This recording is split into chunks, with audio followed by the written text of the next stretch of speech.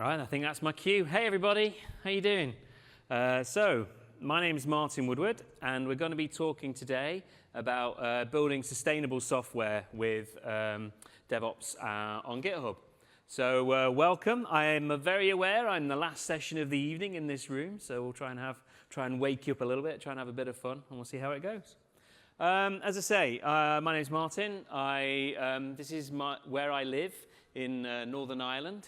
Which is green, so that's mostly why I put the picture up, and it's beautiful. If you want to get hold of me, just martinwoodward@github.com, or Martin Woodward if you want to shout at me on social. Great, we'll get started. So as I say, I live in rural Northern Ireland. I live in very green fields, remote, with a couple of wind turbines and solar panels on the house. And it's a beautiful part of the world, but you're also very conscious of living in the environment, living amongst the farms and the fields of Northern Ireland. And I should say, to begin with, you probably hear from my accent as well, not local. I'm very aware of the hypocrisy of flying halfway across the world to talk to you about sustainable software. I will say, in my defense, the flights are carbon offset, and I combine trips with some other things.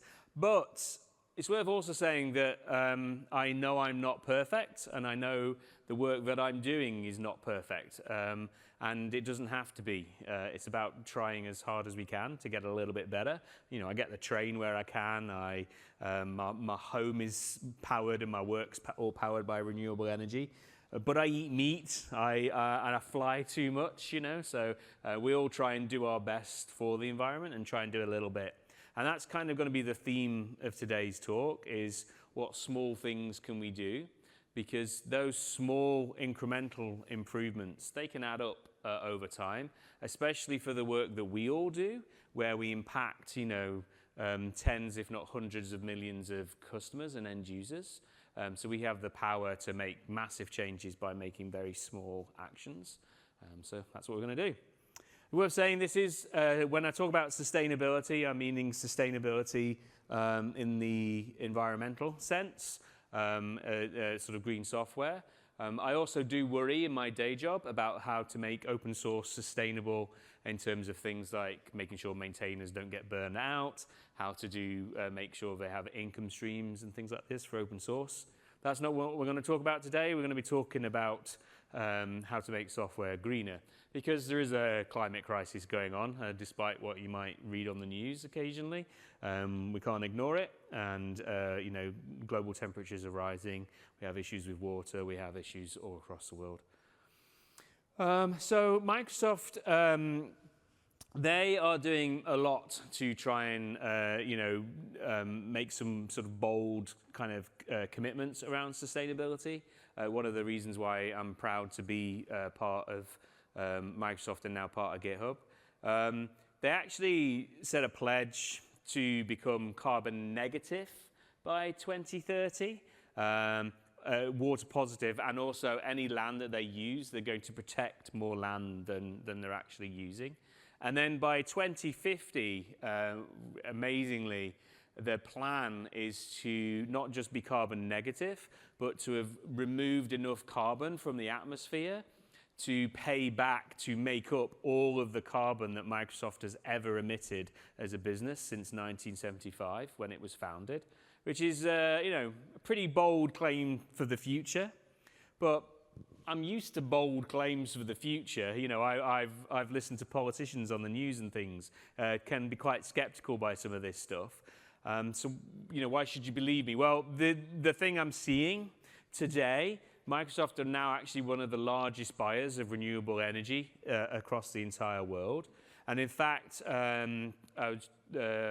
Scott Guthrie mentioned in the keynote on Tuesday that they're on track to, and his team are on track to have all of the Azure data centers globally powered by renewable energy by the end of this calendar year, so within the next kind of 6 weeks.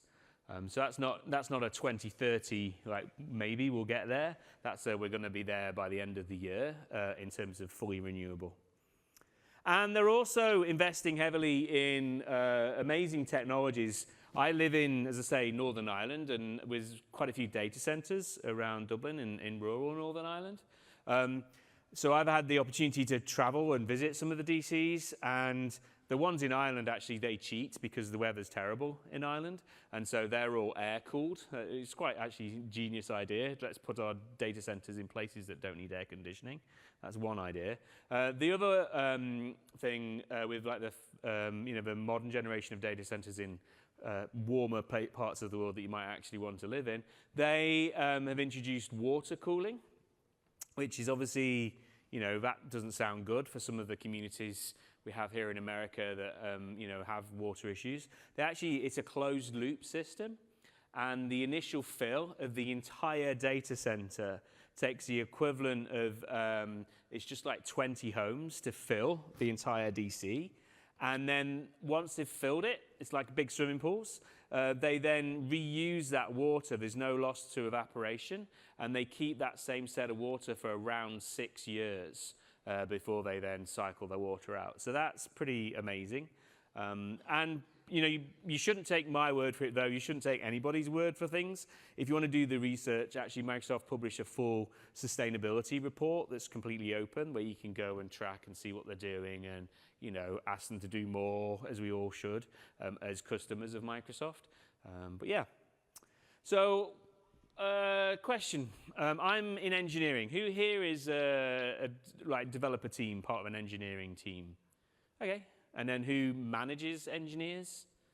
Cool. Okay, great. We do stand-ups. We get together and we meet and we talk about, we plan our software. When was the last time you sat down in a stand-up and looked at the things you needed to build and said, what's best for the environment? Keith, what should we do? What's best for sustainability? And it seems like a strange question that you might want to ask. The cool thing is, there's one trick, really, to make things better, to reduce impact. And that trick is, surprisingly, just to do less. But obviously, we need to deliver value to our customers, and we need to deliver an increasing amount of value. So how do we trade off those two things? What do we do?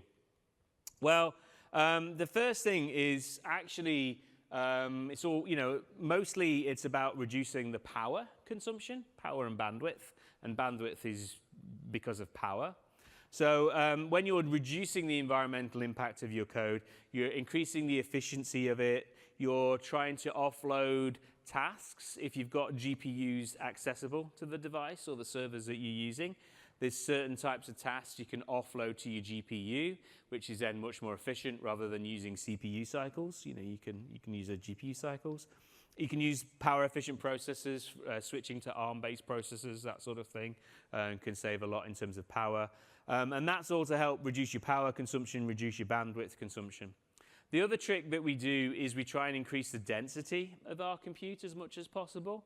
I'm old, you probably noticed. When I started in IT, I remember it was a good day if you got to go sit in the server room on a sunny day and rack up a bunch of computers, and then we'd switch them on, and then we would never switch them off. As I left, jobs, and those machines had never got switched off, and they weren't always being utilized fully. They were, we'd get scared if they got past kind of 80% utilization constantly.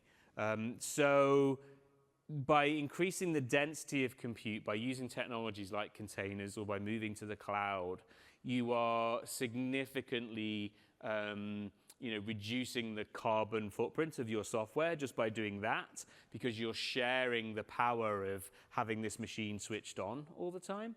And you're also reducing the amount of e-waste being created because and the amount of carbon in the manufacturing process, because you've got hundreds, if not thousands, of applications running on that same bit of hardware. And it's not rocket science at all. Also, by sitting in your stand-up and guilting your teams into thinking what we're doing for sustainability, what we're doing for the environment, you see a reduction in power usage by the business, which translates to real world, savings, which means, that money goes into your bottom line because we are a capitalist society. And so that's a good thing for the shareholders. You increase efficiency of the coding. We also see this focus on improving the efficiency, increases code quality and, reduces our costs, our COGS. Again, you don't need to boil the ocean. Well, hopefully you won't be boiling the ocean, in fact. Hopefully we'll be stopping the ocean from boiling. You'll be doing some small steps to make things better and doing that for a small number, for your community, for your users. But when you're, we do this over at GitHub, and when you're a company like the size of GitHub, 180 million developers, if you can reduce the amount of power being used by, 1 watt, that adds up to a sizable power saving, when you've got 100 million people. Similarly with your customers, if you can reduce just a tiny amount of power that they're being consumed, that's being used for your application with them, that's a massive saving in the long run. Now, the other thing that I wanted to call out is kind of the elephant in the room. A lot of times when it comes to AI and using AI, actually the problem often is in misusing AI for some computer problems, which we're going to talk about. But there's lots of discussions about the energy impacts of AI. We can talk about some of the plugins you can get to actually measure, like what was the carbon impact of that. Create me a recipe for avocado toast that you sent to ChatGPT, like what was the carbon output of that? And you shouldn't be having avocados either, because that's got some carbon impact, but there we go. There are serious bottlenecks in the whole process where we want to kind of use AI to help us solve these things. And we're going to be using AI today to solve some problems in a small way. But, from everything from climate modeling to, finding new solutions to figuring out how we reduce plankton growth and, increase plankton growth or reduce algal blooms, those sorts of things. These are very dependent on AI-based technologies. Developing these solutions can be slow and costly, so if we can use the latest technology to do that, it's being used for the good, and that's kind of one of the things I want to try and do in my day job. And, it kind of helps us also, in terms of making the workforce more sustainable themselves, more efficient. But the one we're going to talk about most today is actually accelerating the development of software and making that more sustainable. So I'll actually show you that. Okay. I live near a place called Belfast, and a person who was born in Belfast is a guy called William Thompson, Lord Kelvin. Lord Kelvin I like to say he's the grandfather of DevOps, because he was sort of a scientist in the Victorian age, the creator of the Kelvin temperature scale, which measures from absolute zero, that we use in science to actually measure what a lot of this impact is. And one of his great quotes is, "To measure is to learn," which to me is like the heart of DevOps as well. You need to be able to measure it if you want to be able to improve it. So when we're looking at how we become more sustainable, there's kind of 3 areas that I want to focus on. The first one is in measurement. Then we'll talk about carbon awareness and carbon efficiency, how we can help the teams think about that more. And then last but not least, we're going to talk about some agentic tooling for doing this stuff. So the first one around carbon measurement. What I did last week was actually create a quick sample application. And I very inefficiently calculate pi. So I'm just going to quickly run that in Python. Come through, inefficiently calculate pi using 3 different methods, and then compare that to the actual value of pi, see how good they are. None of them are particularly great. All of them took a long time. But the point is, I can go into GitHub Copilot and I can say, hey, add code carbon. Code carbon is a Python library for measuring the carbon output, and there's libraries for lots of different languages. Add that as logging into my application and then run it, which is what it's doing here for me. So a single prompt of add code carbon, and then go rerun that application, which it's helping me do. And we'll come in here and we'll actually be able to now run the application and get logging of the carbon footprint, the carbon output of every single method. So it's currently rerunning that application. It's giving us a good warning here to warn me I've set it up weirdly. And then it's going to come in and it's going to calculate pi again. And as well as getting the values of pi down in the bottom corner, it's taking a longer time this time, we're also going to get the carbon output of each of those methods. So that then allows you to say, now I'm measuring the carbon output, now I'm looking at this, am I making it better or worse? And Code Carbon's pretty cool because it can also look at your GPU utilization as well as your CPU utilization, give you a prediction. But it's really easy to use. It's just like using a logging framework. You just do as we scroll down, we'll just see a tracker.emissions tracker. We'll give it a log, tracker.start, do our thing, and then tracker.stop. Easy. And then that then gives you some data which you can then export into CSV files. I'm just outputting it here. And we can see that the buffer needle method was actually the most efficient, and it calculated pi to a closer region, so that's fine. So we'll probably go for that one. And that, by measuring it, that allows you to do your trade-offs, your how good is one solution versus another, and then also is it worth me investing some cycles to actually make this bit of code more efficient? Can I improve this or not? Or do I not need to bother because actually it's not the highest impacting thing? Once you actually start analyzing the software, you'll be surprised by the areas that are the most inefficient for you. And then those are the areas that you can pick up and make room. It's just like doing, performance profiling. Now, obviously, spoiler alert, the most efficient way to calculate pi is to just hard code it in a string, which is what NASA do, or hard code the value, because then you don't need to calculate it. And that's actually back to the original point, do less. Like, why on earth would you calculate pi? Just store it as a variable, And similarly with a lot of things, cache things, store things up front. The cleverest way of solving the problem is usually the least inefficient way as well, So kind of do some simple things to improve that. Right, we're going to talk about carbon efficiency. There are a few tools for you to look at. I've got a link to the GitHub kind of green software directory that will give you a link to all sorts of tools across this whole space. But the ones I wanted to call out in particular, who runs Kubernetes in their environments here? Okay, most of us. KubeGreen, it's like the simplest sort of kind of Kubernetes add-on, and it shuts down containers that aren't being used, which again is like the most basic thing, but I've been a developer 20 years. I regularly get pings from Microsoft Security to say, hey, why is this, can you patch this thing? And I'm like, oh my goodness, I've left that thing running for 15 years, I probably switched that off. So the Kubernetes Green, KubeGreen can actually help you switch that off. The next one I wanted to mention is EcoLint. That does static code analysis to be able to help you find areas where the carbon footprint might need improving. And it can suggest results. It helps you with, doing quicker loading of your application as well. Completely open source, community driven. And actually another open source library I want to mention is CO2.js. We have this enabled in a few places. It gives you in your front-end application, you can, as you're browsing around your site, see the carbon emissions produced. And a lot of that is driven by the transfer of data. So moving from, say, PNG files to WebP files, what is the impact of that for real, not just hypothetically? Again, what is the real-world impact of doing that sort of thing? And it's pretty smart because it does gets grid intensity data and does a whole bunch of stuff by country and things, because actually in certain places you get bigger impact than you might think. So yeah, have a quick look at those libraries, and if you haven't already, please do take a quick picture of that link.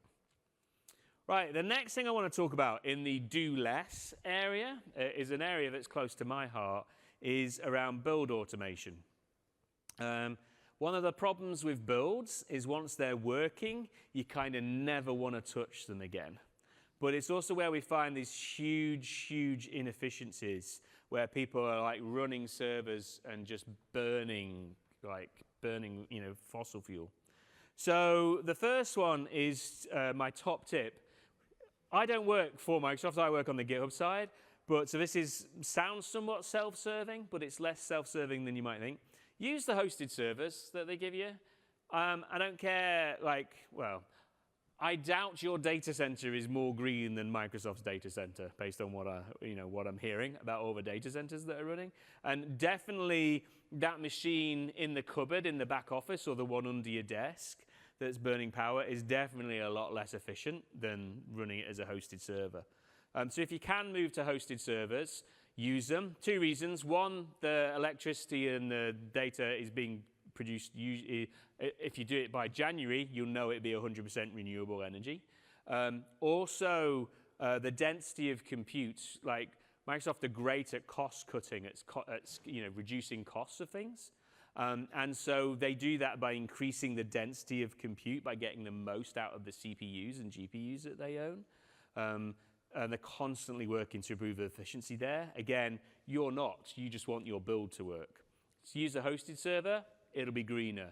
If you can't use hosted servers, consider using a containerized build servers inside your environment. It's better for reproducibility, and it also means that you can take those containers and get higher density of compute.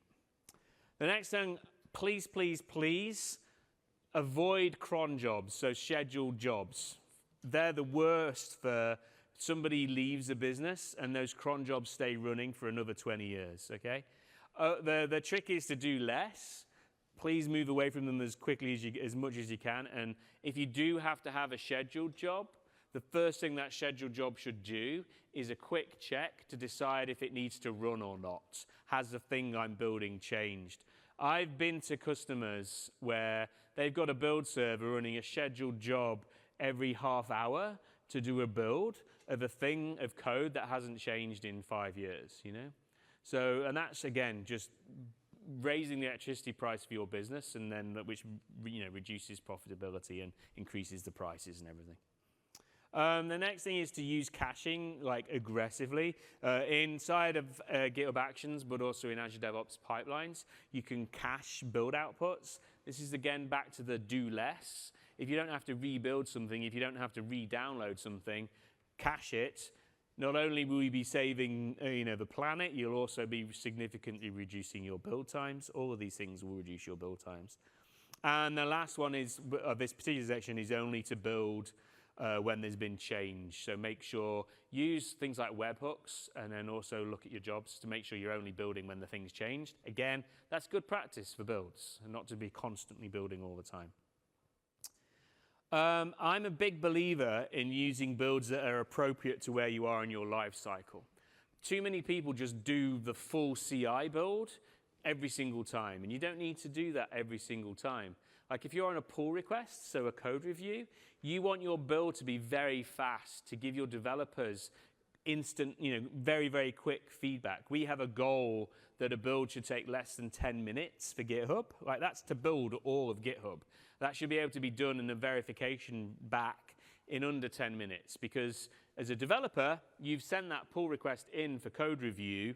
You want to get rapid feedback to know if this is good or bad. Otherwise, you're going to go forget what you're doing, work on something else, and then you've got a context switch. Everything's bad. So PRs do fast builds. Only give things that are very important to be done. Be as quick, unit testing, fast verifications, linting, that sort of thing. For your merge CI, that's where you want to run the full suite. And then, but remember, you don't have to do absolutely everything. Think about when you do what can be pushed off to deploy time. So like smoke testing, things like that. Maybe that's where you deploy to your staging environment. You can separate out CI from deploy, from CD, and only do that when you push out to staging and things like this. And then 2 more bits on the actions. Make sure you right-size your runners. That doesn't mean use the biggest runner. That might mean use a smaller runner, because you might not need all of that big size. But if you're taking a 64-core machine to go build something, are you getting the efficiencies by doing that? Because most builds run in don't parallelize very well. And so actually, you probably can get away with a 4-core machine as long as you've got enough storage or something like this. The other thing is make sure you're using the right CPU architecture. I work with a lot of open source projects. They will take a build server, like an x86 build server, and they will cross-compile for ARM, and they'll cross-compile for Mac, which is ARM, again, all on the one machine, all in the one place. That's crazy. Why not? You can very easily grab a Mac as a hosted server or grab an ARM machine as a hosted server, build on those CPU architectures, and then you're building natively. You'll have faster builds, and it's more efficient. And then the last one, there's a cool, it's a well-respected, trusted body called Green Coding Solutions. They have a GitHub action called EcoCI energy estimation. That'll give you, at the end of your build, a nice build report, in your steps. It'll tell you how much energy it used. And that takes me on to the next thing that you want to be doing as an admin of these things or as a manager. Go look how much actions you're using, okay? That'll help you find the team that's racking up huge action minutes bills that you're having to pay that are just burning carbon. So there's two areas that you want to look at within your enterprise account, and these are reasonably new things that have been added. One is around action usage metrics, just having a look at the number of workflows that are running, the number of minutes that are being built, and then the performance metrics is the thing you want to really drill into and go into the different source code repositories across all of your organizations, look at what the average build times are, and go start at the ones that are causing the most pain, make those a bit faster, and then go look at the next one and go see, hey, can I optimize this? There's usually, I've worked with a particular project, and we got their build times down from, it was like 9 hours to 6 minutes in about, it took us about a week and a half to kind of actually do all the different optimizations, but we got it down from 9 hours to 3 hours with 2 lines of code. And so you can just, do these things and look at it, and then not only are you saving the environment, you're saving the company's wallet. One of the problems with developers, if you give us unlimited resources and go crazy with servers, you just use them because it's easy. There's no incentive for me to do it. By asking the question constantly in your stand-ups and things, what's best for the environment, it helps try and reinforce that thing. Right. Now I'm going to talk a bit more about AI. I'm going to talk about right-sizing AI again. We're all using AI. The AI world is changing ridiculously fast. It's hard to keep up. There are people who build in AI solutions and people who build in great products. There are also people who are doing resume-ware AI solutions, and they're using AI in ways that you think, why are you using AI for this when it could be a regex or whatever, So what I want you to do is look at your AI model usage. Am I using the right model? What evaluations am I doing in my business to pick the right model for this task?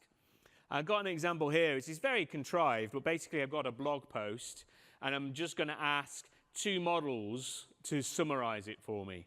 And I'm not actually picking great models to do this, but I just wanted to give you the examples. One is GPT-5 and one is GPT-4.1 mini.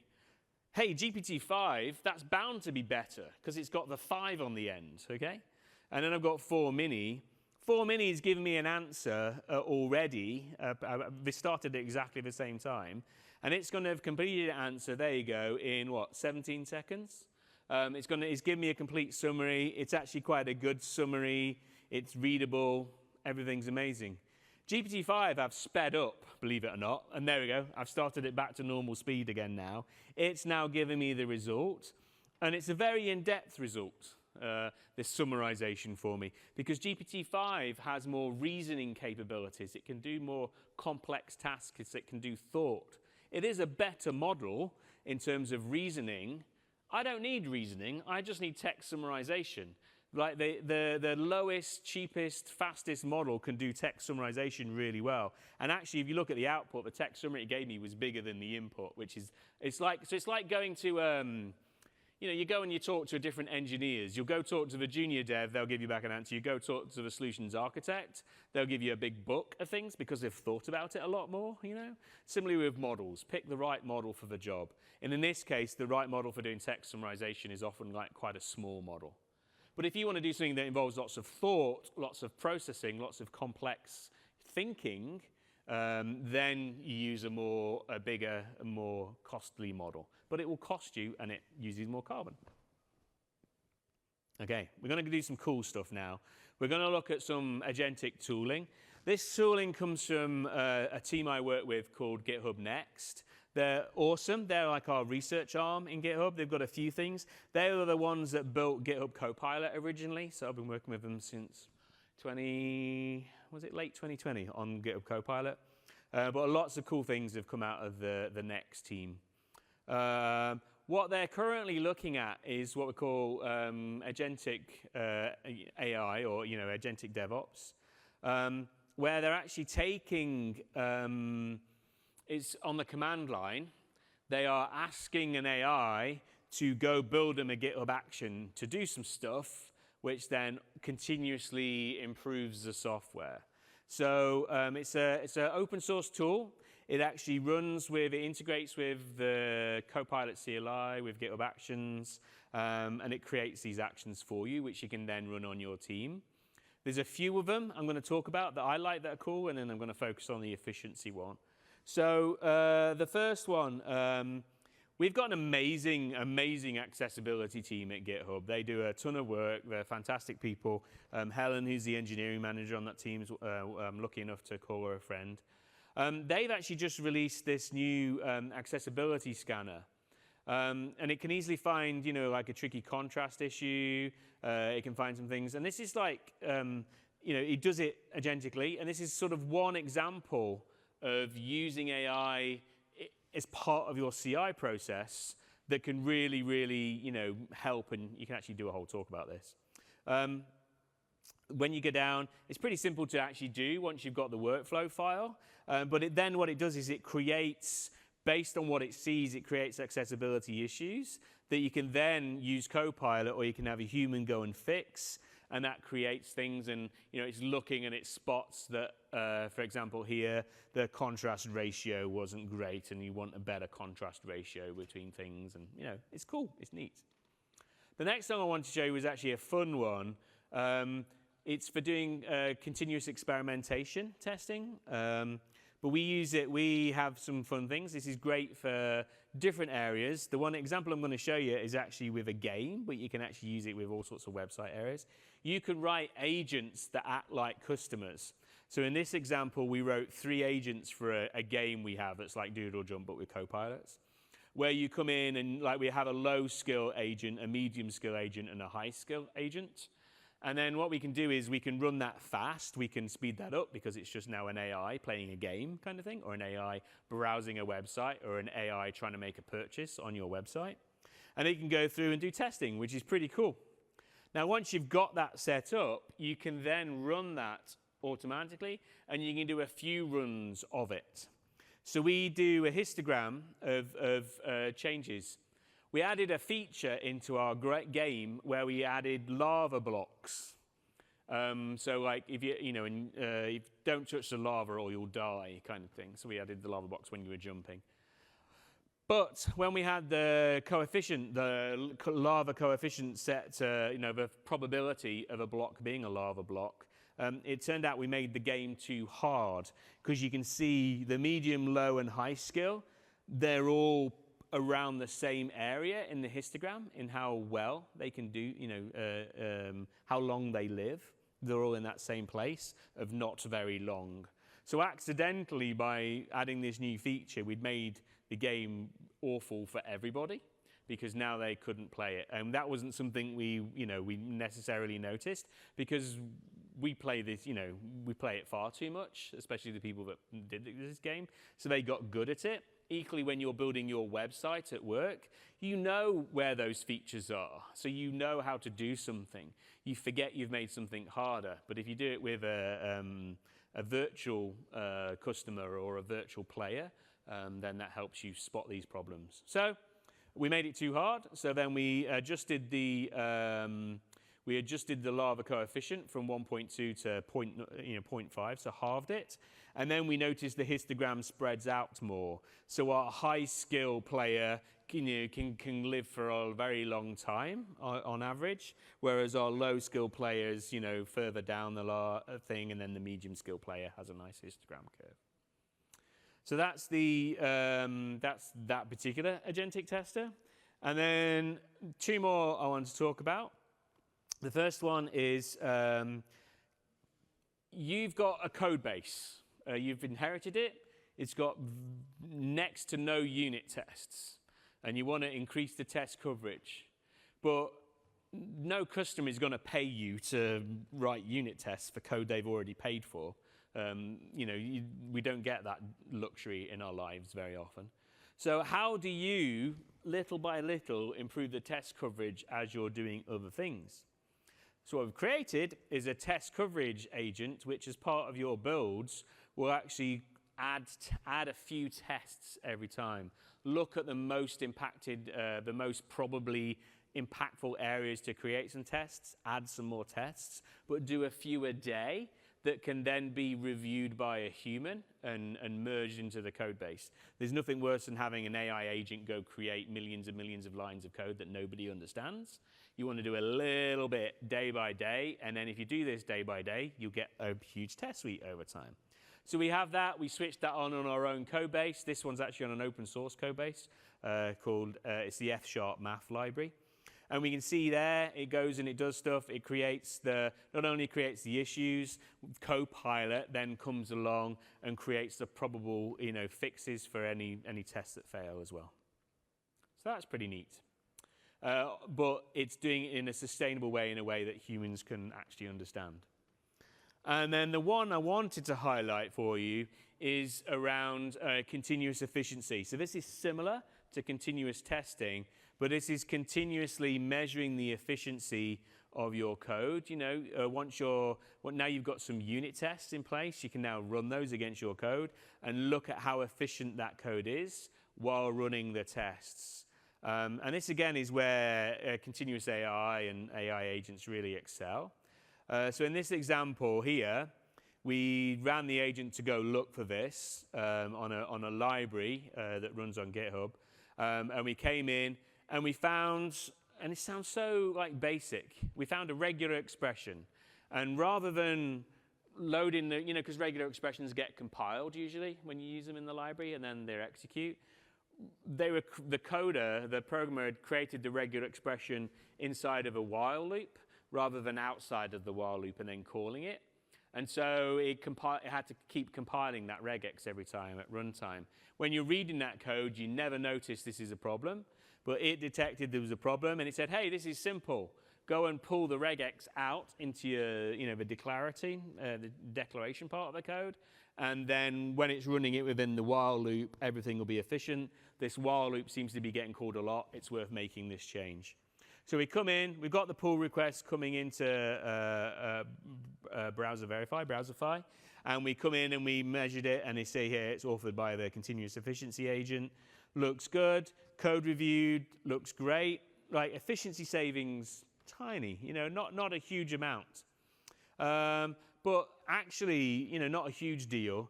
This wasn't any ordinary repo. This is the fix it did when it was doing it. This is the main resolve API that's used in NPM, and it's downloaded actually over 500 million times a month. So it's being used by every single. Whoa, what have I done with my video? I better move it on. Sorry. It's being used by every single person on the planet, millions and millions of times a day. You're probably all using that library, in your code as well. And so by making these small changes, these small improvements, that adds up to huge efficiencies, not just for us, but for the entire planet as well, which is why we make all this software available for free and open source so that everybody can use it to make software available and make it more efficient for everybody. So I want to close by you've been very kind, grateful with your time for this evening.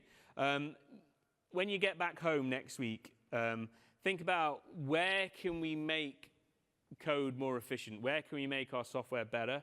What's best for the environment? Not just in the dev process, but with doing issues. How can we improve things across that whole life cycle? And be brave enough to when you're debating a functionality, when you're debating how to implement a feature in your next stand-up, just sit back and think from time to time, hey, what is best for sustainability? What's best for the environment? And it doesn't have to be, becoming a vegetarian and never flying again and never doing anything. You can make a small change to a small bit of library that can have a huge impact and can, do up to 100 million libraries, you can offset the carbon you're going to emit in your entire lifetime by making a very, very small change. So do that. Just make a small change is all I'm asking you to do. And if we all do it here, and if we all get our teams to do it, it'll be a big impact in the future. OK. Thank you very much for your time. If you've got questions, I'm here, but I won't be offended if you all run away and beat the traffic and go get one of the many hundreds of parties that are probably happening tonight. So thank you very much for your time. If you've got any feedback, please do let us know. Thank you.